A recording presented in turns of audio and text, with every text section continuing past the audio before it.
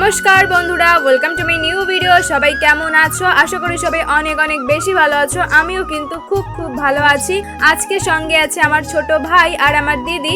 তো আজকে বিকেল বেলায় আমরা তিনজনে মিলে চলে এসেছি আমাদের রাস্তার পাশে সেই জামরুল গাছটায়। বেসিক্যালি আমি যে লাস্ট ভিডিওটা শেয়ার করেছিলাম সেখানে দেখিয়েছিলাম আমার কাকার গাছের জামরুল, আর এটা হচ্ছে আমাদের নিজেদের গাছ। কদিন আগে অনেকটা বৃষ্টি হয়েছিল, ঝড়ও হয়েছিল, তার জন্য দেখো গাছের সমস্ত জামরুল পড়ে একেবারে সাদা হয়ে গিয়েছে।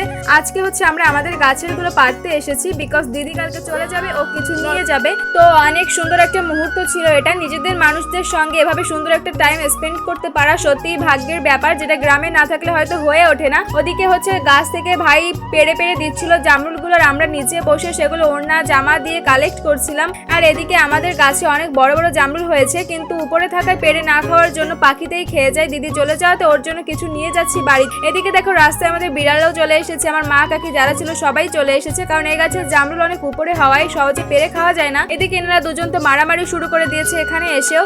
আর এইদিকে গাছের একটা ডাল থেকে কোনোভাবেই জামরুল পারা যাচ্ছিল না, তাই একটা দা এনে বাড়ি থেকে সেটা দিয়ে গাছের ডালটাই কেটে দেওয়া হলো।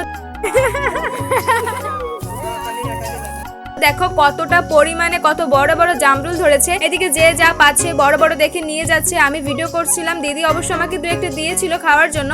আর আমাদের গাছের জামরুলগুলো পাকলে কিন্তু অনেক অনেক মিষ্টি হয়। এটা হচ্ছে দেশি জামরুল। তোমরা কে কে খেয়েছো অবশ্যই কমেন্ট করে জানিও। আর তোমাদের বাড়িতে কার কার কি ফলের গাছ আছে সেটাও আমাকে কমেন্ট করে জানিও। আর এই দেখো এটা হচ্ছে আমাদের বাড়ির আরেকটা ফলের গাছ, এটা হচ্ছে নোনা আতা। আমি খেতে একদমই পছন্দ করি না, দিদি পছন্দ করে, তাই পাড়া হচ্ছে। তোমরা কে কে আতা খেতে পছন্দ করো কমেন্ট করে জানিও। আর ভিডিওটা কেমন লাগলো সেটাও কিন্তু কমেন্ট করে জানিও। টাটা।